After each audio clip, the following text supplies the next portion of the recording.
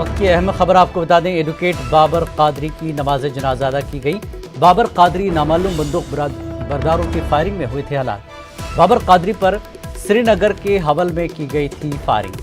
बाबर कादरी की हलाकत की तमाम सियासी पार्टियों ने मजम्मत की है। बड़ी खबर कश्मीर से इस वक्त की, एडवोकेट बाबर कादरी की नमाज जनाजा अदा की गई। बाबर कादरी नामालूम बंदूक बरदारों की फायरिंग में हलाक हुए थे। बाबर कादरी पर श्रीनगर के हवल में की गई थी फायरिंग। बाबर कादरी की हलाकत की तमाम सियासी पार्टियों ने मजम्मत की है।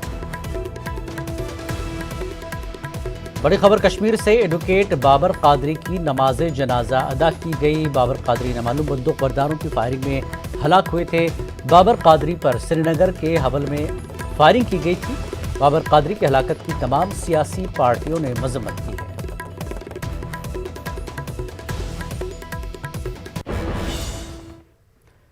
आगे बढ़ते हैं, यूपी की खबर में कानपुर में कोरोना टेस्ट के बड़े खेल का इंकशाफ हुआ है। मनफी रिपोर्ट को मुस्बत बताने वाला काला सच सामने आया।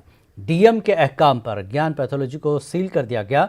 लैब से 50 मरीज पॉजिटिव दिखाए गए, जबकि 50 में से 39 मरीजों की रिपोर्ट नेगेटिव आई। तमाम मरीज निजी अस्पतालों में जेर इलाज हैं। बाकी मानदा 11 की रिपोर्ट अभी आनी है।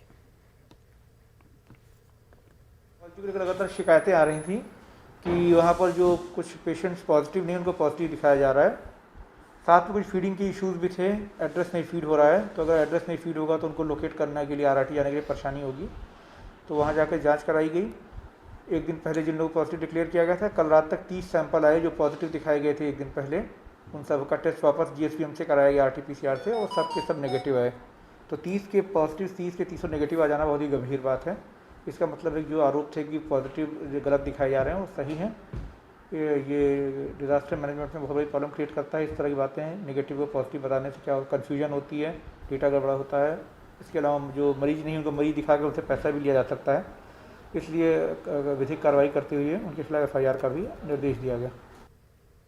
महलूक कारोबारी चंद्रकांत त्रिपाठी के अहल खाना से मिलने कांग्रेस लीडर और साबिक एमपी राकेश सचान को पुलिस ने नज़रबंद कर दिया है।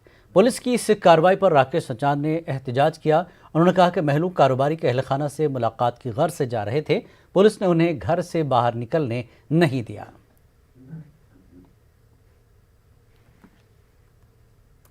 आज से तहजीबी और तारीखी शहर लखनऊ में तकरीबन 6 माह के बाद सयाहती मकाम भूल भुलैया को खोल दिया गया है, जिसके साथ सयाहों की आमद शुरू हो गई।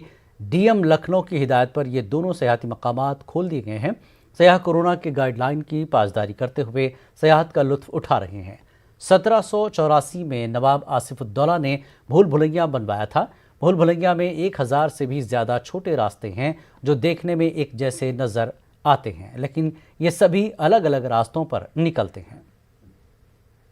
वक्त मैं नवाबों के शहर लखनऊ की उस ऐतिहासिक धरोहर इमामबाड़ा और भूल भुलैया में खड़ा हूं, जहां आप देख सकते हैं कि इसे कोरोना वायरस के चलते किए गए लॉकडाउन के बाद, मार्च के बाद, करीब 6 माह बाद अब खोल दिया गया है। इस ऐतिहासिक धरोहर के खुलते ही पर्यटकों के यहां पर पहुंचने का सिलसिला शुरू हो चुका है और आप देख रहे हैं कि कुछ लोग यहां पर पहुंचकर सेल्फी भी ले रहे हैं, जिनसे हम जानेंगे कि सर, एक लंबे दिनों बाद इमामबाड़ा खुला है, आपको कैसा लग रहा है और कहाँ से आए?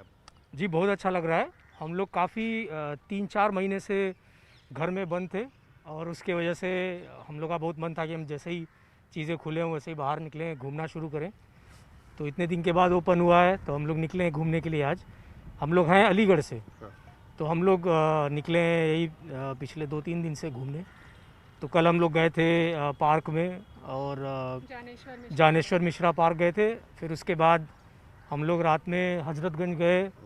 फिर आज सुबह हमने वाजपेयी के कचौड़ी खाए।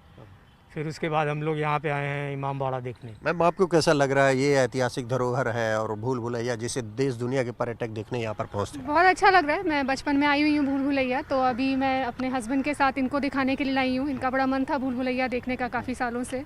तो जैसे ही लॉकडाउन खुला हम सबसे पहले लखनऊ ही आए और थैंकफुली ये आज से ही खुला है। हमें मालूम नहीं था कि ये बंद था, तो अच्छा है कि हम राइट टाइम पर आए हैं और खुला है, हमें मौका मिल गया। उत्तर प्रदेश में कांग्रेस 2022 के चुनाव के पेश नज़र तंजीमी ढांचे को मजबूत करने में जुट गई है। आज कांग्रेस की जनरल सेक्रेटरी और यूपी कांग्रेस की इंचार्ज प्रियंका गांधी ने वीडियो कॉन्फ्रेंसिंग के जरिए यूपी कांग्रेस कमेटी के साथ एक अहम मीटिंग की। प्रियंका गांधी ने इस मीटिंग में पार्टी को मजबूत बनाने और लीडरों की जिम्मेदारियों को तय करने पर जोर दिया।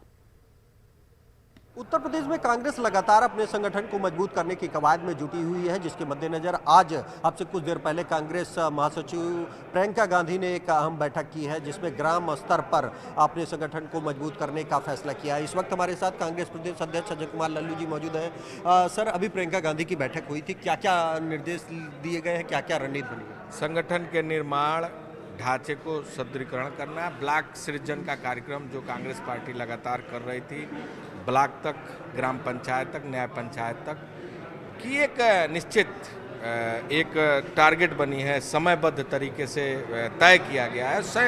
समयनुमा समय तक 17 दिसंबर तक हर हाल में कांग्रेस पार्टी ग्राम सभा स्तर पर अपने संगठन को खड़ा करेगी। बूथ स्तर पर हम अपने संगठन को बनाएंगे और निश्चित रूप से हम पूरी तैयारी के साथ संगठन और पार्टी को गति देने का काम, जैसा कि आदरणीय श्रीमती प्रियंका गांधी जी ने स्पष्ट रूप से बैठकों के दौरान संबोधन में सभी कार्यकर्ताओं से यह उम्मीद किया है कि पार्टी के पदाधिकारी लगें, पूरे मजबूती के साथ, पूरे जवाबदेही के साथ, जिम्मेदारी के साथ संगठन को गांव स्तर तक ले जाने में अपनी महत्वपूर्ण भूमिका निभाएं। सर, आगामी उपचुनाव भी है विधानसभा को लेकर, उसको लेकर क्या तैयारी है आपकी? देखिए, 8 जगहों पर जो चुनाव है उसके लिए हम लोगों ने पूरी एक प्रभारी पैनल टीम बनाई थी, जहां से रिपोर्ट आ चुकी है। हमारी बैठकें चल रही है, हमारे काम भी चल रहे हैं। विधानसभा में हमारे सभी एक महत्वपूर्ण लोग लगा दिए गए हैं। संगठन के सभी लोगों को वहाँ पूरी ताकत के साथ झोंक दिया गया है और कांग्रेस पार्टी बड़ी मजबूती के साथ उपचुनाव को लड़ेगी। और हमें उम्मीद है कि जिस तरह का वातावरण उत्तर प्रदेश का बना है, जहां किसान परेशान, आत्महत्या करने पर विवश है, नौजवान बेरोजगारी का दंश झेल रहा है, जहां आज उत्तर प्रदेश में कानून व्यवस्था पूरी तरह फेल है, कांग्रेस पार्टी को जनता का आशीर्वाद, समर्थन और सहयोग मिलेगा। जैसा कि हमने सुना, ये थे कांग्रेस के प्रदेश अध्यक्ष अजय कुमार लल्लू, जिनका साफ कहना है कि आने वाले दिनों में कांग्रेस अपना ग्राम स्तर पर संगठन खड़े करेगी और उत्तर प्रदेश की कानून व्यवस्था, बेरोजगारी जैसे तमाम मुद्दों को लेकर सरकार को घेरेगी और आने वाले दिनों में उन्हें उम्मीद है कि जनता कांग्रेस का समर्थन जरूर करेगी। कैमरामैन संदीप दुबे के साथ राजीव प्रताप सिंह, न्यूज 18, लखनऊ। कोरोना वबा के दौरान प्राइवेट स्कूलों की तर्ज पर सरकारी स्कूलों में भी ऑनलाइन तालीम की शुरुआत की गई थी, लेकिन सरकारी स्कूलों में ये तरीक़े कारगर साबित होता नजर नहीं आ रहा है। शहर के प्राइवेट स्कूलों से अलग सरकारी और ख़ास तौर पर गांव देहात के सरकारी प्राइमरी स्कूलों में सहूलियात की कमी और तालिब इल्मों की अपनी मजबूरी ऑनलाइन तालीमी सिस्टम से तालमेल बैठने में नाकाम साबित हो रही है। घर पे पढ़ रहे हो? हैं? कैसे? राइटिंग कर रहे हो? अच्छा, अब मोबाइल से नहीं पढ़ रहे? नहीं, मोबाइल है आपके घर पे? नहीं, बड़ा वाला पापा पर आवे है, काम पे ले जावे। टीचर हमारे सब काम बेचते हैं, पर हमारे पास मोबाइल नहीं है जी, बड़ा टच, इसीलिए मतलब कि समझ में नहीं आता। तो आप स्कूल आते हैं समझने के लिए, काम लेने के लिए? जी आते हैं। कैसे, क्या करते हो फिर? जी यहाँ पे टीचरों से पूछते हैं जी काम, जी टीचर हमारा काम कराती हैं। बच्चों के पास में छोटा फ़ोन है, उसमें तो कुछ काम जा ही नहीं रहा, लेकिन वे भी सुबह ही ले जाते हैं, शाम को लाते हैं, तो बच्चे खेल कूद में ऐसे रह जाते हैं। हमारा तो कोई बच्चों का काम हो रहा नहीं, थोड़े बहुत यहाँ भेज जाए, तन मन से देर को आए, फिर चले जाए काफ़ी लेके। बहुत बढ़िया थी और अब तो, लेकिन जो पहला सीखा भी था उसे भी भूल गए, 6 महीने हो गए। हम सर या तो स्कूल खुलवाओ, बच्चे छोड़ के एक दिन आ जाकर रहेंगे, ना ही कोई फ़ोन उनका कुछ वो करना चाहिए। 4 बच्चे पढ़ते हैं, एक मोबाइल है, छोटा बच्चों का बाप नहीं है। ये है, बच्चे बहुत होशियार थे, अब सब कुछ भूल गए। तो ये करो, क्या तो भाई स्कूल खोलो, क्या बच्चों के लिए कुछ सुविधा करो। देखो जी, बच्चों की तालीम तो ज़्यादातर ये कोरोना की वजह से हुई है, वरनी फिलहाल तालीम तो अच्छी चल रही थी। अब गाँव में ऐसी सुविधा है अभी, जैसे नेटवर्क नहीं आए, रिचार्ज ख़त्म हो गया, मोबाइल दूसरा भाई ले गया या पापा ले गए, घर पे नहीं है, तो बच्चा इस तरीके से थोड़ा प्रभावित हो जाए। नहीं, तालीम तो अच्छी चली रही थी इससे पहले। सर, हम इस तरह से कर रहे हैं कि सबसे पहले तो हम गाँव में गए और ये बताने के लिए कि दूरदर्शन पे और रेडियो पे भी प्रोग्राम्स आ रहे हैं, क्योंकि यहाँ पे सबके घर में चाहे फ़ोन ना हो लेकिन टीवी तो पक्का होता है, और दूरदर्शन एक नेशनल चैनल है, वो तो सबके यहाँ फ्री ऑफ कॉस्ट आता है। तो उन्हें ये बताया, और जो बच्चे जिनके पास फ़ोन है ही नहीं बिल्कुल, वो लोग को हम, उनके पेरेंट्स आते हैं और प्रॉपर डिस्टेंस मेंटेन करके और उनके पेरेंट्स को काम दिया जाता है लिख कर, और वो पेरेंट्स अगले दिन बच्चों से करवा कर फिर से वापस हमारे पास लाते हैं। हमारे यहाँ 156 बच्चे पंजीकृत हैं, लेकिन लगभग 40 बच्चों के पास एंड्रॉयड फ़ोन है और उनको हम काम दे पाते हैं, लेकिन उसमें भी ये प्रॉब्लम आती है कि किसी का रिचार्ज नहीं है, किसी के पापा जो है मोबाइल लेकर जो है कहीं अपना ड्यूटी चले गए हैं तो बच्चे परेशान हैं। कहीं 2 बच्चे हैं, मोबाइल परिवार में एक है, एक बच्चा देख रहा है तो दूसरा वेट कर रहा है। तो इस तरह की कुछ प्रॉब्लम्स हैं जो जिस वजह से ऑनलाइन शिक्षण में हमारे सामने बाधाएं आ रही हैं। आने वाले दिनों में किस तरह से क्लासेस शुरू हो सकेंगे, क्या एहतियात बरती जाएगी, ये सरकारी गाइडलाइन पर मुनहसिर है। लेकिन अब ज़रूरत है कि जिस तरह से बाज़ार और कारोबार खोले गए हैं, मंदिर मस्जिद में 100 लोगों की और रिलीजियस सोशल एक्टिविटीज़ में 100 लोगों की इजाज़त दी गई है, कुछ ऐसी चीज़ें शुरू की जाएँ ताकि ये सेशन में तालीम बर्बाद ना हो बच्चों की, और अगले क्लासेस में जब जाएँ तो उनको इस सेशन में जो उन्होंने नहीं सीखा उसका खामियाजा ना भुगतना पड़े। Tanzeer Ansar, news 18, Meerut.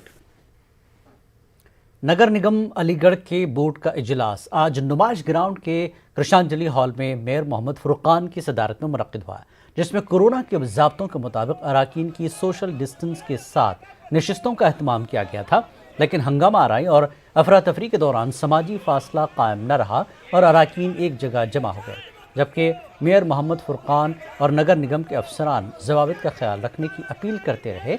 अराकीन house tax में इजाफा और यूज़र चार्ज लगाए जाने के खिलाफ नारेबाजी करके अपना एहतजाज दर्ज करा रहे थे। इस दौरान ज़बरदस्त हंगामा आराई देखने को मिली और म्यूनसिपल काउंसलरों ने नगर निगम व MNA के खिलाफ जमकर नारेबाजी की।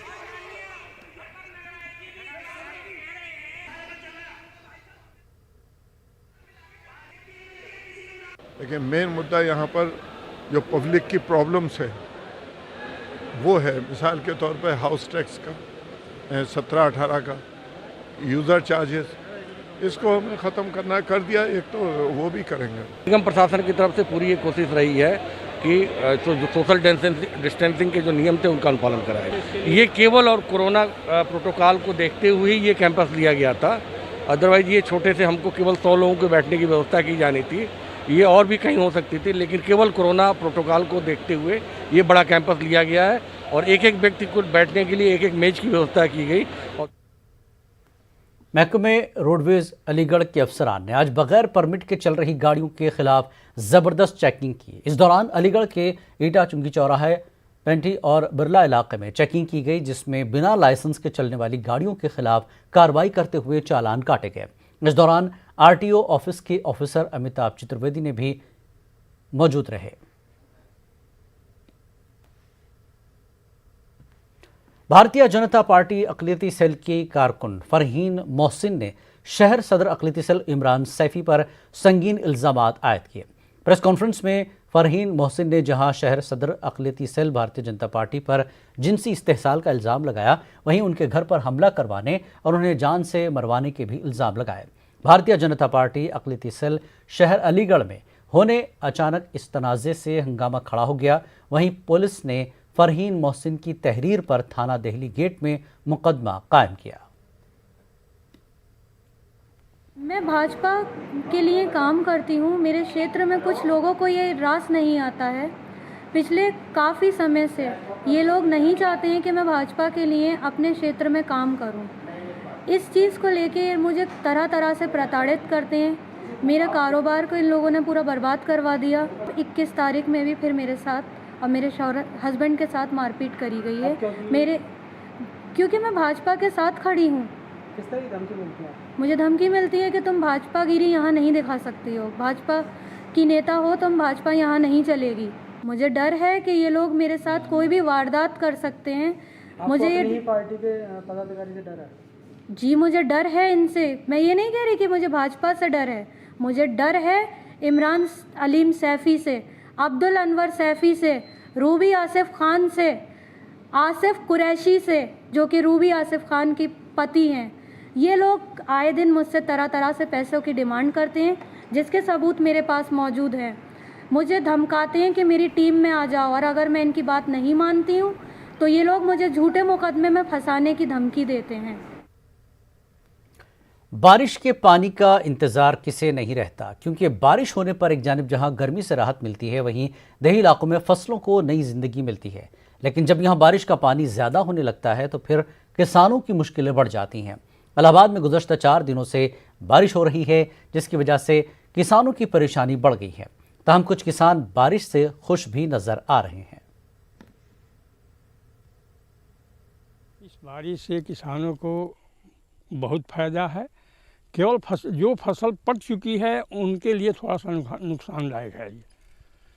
बाकी सभी फसलों के लिए जो भी दाना आ रहा है, पड़ रहा है, जो पके नहीं है उनके लिए जो है ये फायदेमंद है। किसानों में भय व्याप्त हो गया है।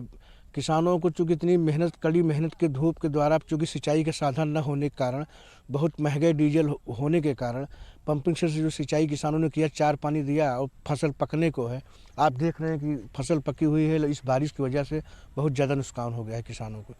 नहीं, जिनकी सिंचाई साधन नहीं है वो कुछ खुश हैं, 30% संख्या है, लेकिन 70% किसानों की फसल पक चुकी है और 10 दिन बाद यह मड़ाई शुरू हो जाती है। इधर फसल खराब हो जाए, उधर किसानों के पास उतनी हिम्मत नहीं, किसान भयभीत हो जाता है। एक तो जो जानवर छुट्टी चल रहे हैं, देख रहे हैं आप कितने जानवर चल रहे हैं, उससे भी किसानों को बहुत ज़्यादा नुकसान हुआ है। रात भर जाग के किसान, ठंडी हो या बरसात हो या गर्मी हो, अपनी फसल बचाता है, लेकिन प्राकृतिक की इस आपदा से किसानों को बहुत ज़्यादा नुकसान हुआ है। और जो बरस रहा है पानी बहुत हानिकारक भी है और लाभदायक भी है। जो दाना पक रहे हैं उसके लिए हानिकारक है और जो निकल रहे हैं उसके लिए बहुत फ़ायदेमंद है पानी। और जो है और गोरू के लिए, जो पशु पंछी है, इसके लिए बहुत फ़ायदेमंद है पानी। चाहते हैं कि अब ना, अगर ना बरसे तो अच्छा है। बस ये इतना काफ़ी है कि इतने में धान पक जाएगा भी फसल और कट भी जाएगा। अब इससे ज़्यादा पानी की ज़रूरत नहीं है। भगवान से यही गुजारिश है कि भगवान आप बारिश ना करे तो ठीक है। फसल के लिए बहुत हानिकारक हो रहा है। पका हुआ अनाज जो है खेतों में बर्बाद हो रहा है और जो बालियाँ निकल रहा है उसके लिए तो भाई ठीक ही है, लेकिन जो पक चुके हैं वो अनाज खराब हो रहा है। भगवान से यही गुजारिश है कि अब बारिश ना हो तो ठीक है। कोविड-19 वबा ने हिंदुस्तान में बाइक रिपेयरिंग मैकेनिकों की जिंदगी भी को काफ़ी मुतासिर किया है। अनलॉक के बाद ये मैकेनिक अब अपने काम पर वापस आ रहे हैं। इन्हें अब हमारी मदद की ज़रूरत है, जिससे ये अपने मुस्तकबिल को फिर से बेहतर बना सकें। इसी को ध्यान में रखते हुए कैस्ट्रॉल एक्टिव ने नेटवर्क 18 के साथ मिलकर एक कैंपेन की शुरुआत की, जिसे प्रोटेक्ट इंडियाज़ इंजन का नाम दिया गया। इस कैंपेन को अपनी हिमायत देने के लिए मिस्ड कॉल दें 7574003002 पर या लॉग ऑन करें www.protectindiasengine.com पर।